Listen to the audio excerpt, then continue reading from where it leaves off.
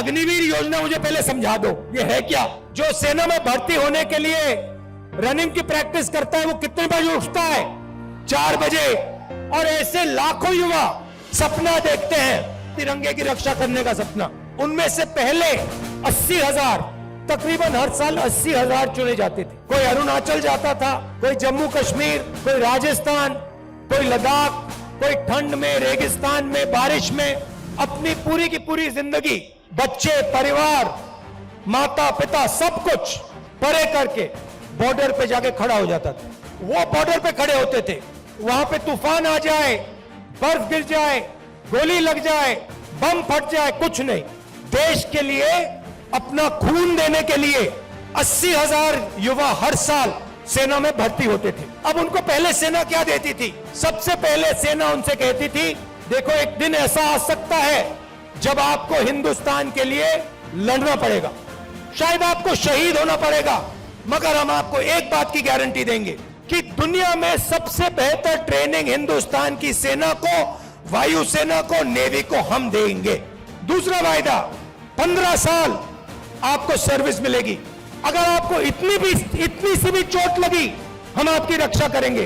तीसरा वायदा, आपने इस देश के लिए अपना पूरी की पूरी आपने जिंदगी दी, आपने अपने बच्चे दे दिए, माता पिता दे दिए, परिवार दे दिया, अपने सारे के सारे सपने दे दिए इस तिरंगे को रक्षा करने के लिए। ठीक है, हम आपको पेंशन देंगे। जब आप गांव में वापस जाओगे तो हम आपको एक्स सर्विसमैन कह के हम आपको गांव भेजेंगे कि आपको वहां पे, चाहे आप शहर में रहो, चाहे आप गांव में रहो, जब हिंदुस्तान की बाकी जनता आपकी ओर देखे, वो कहे कि इस व्यक्ति ने वो किया जो मैंने नहीं किया, इस व्यक्ति ने अपनी जिंदगी इस देश को दी, अपना खून इस देश को दिया, अपने सपने इस देश को दिए, और इसीलिए मैं इस व्यक्ति का आदर करूंगा, इसका रिस्पेक्ट करूंगा। ये 3 वायदे हिंदुस्तान की सरकार, हिंदुस्तान की जनता अपनी सेना, अपनी वायुसेना और अपनी नेवी के हर व्यक्ति को देती। अब अग्निवीर योजना ने ये तीनों के तीनों वायदे तोड़ दिए हैं। अग्निवीर योजना क्या कहती है? उन्हीं 70,000, उन्हीं लाखों युवाओं से कहती भैया 80,000 तो नहीं लेंगे, 40,000 लेंगे, और वो जो 15 साल की बात थी, वो जो सर्विस की बात थी, उसे भूल जाओ। 4 साल बाद हम 75% को वापस भेज देंगे, निकाल देंगे, बस 25% हम रखेंगे, 25% को हम रखेंगे, बाकी को हम छोड़ देंगे। आप लोग जाइए, बेरोजगार हो जाइए। अच्छा, जो पहले हम ट्रेनिंग देते थे, जो सैनिक को तैयार करने में 5, 10, 15 साल लगते हैं, जो टाइम लगता है उसको भूल जाइए। सिर्फ 6 महीने की ट्रेनिंग की जरूरत है, 4 साल बाद घर वापसी। पेंशन देते थे, अब नहीं दोगे। तो ये वायदे नरेंद्र मोदी जी ने और बीजेपी ने तोड़े हैं।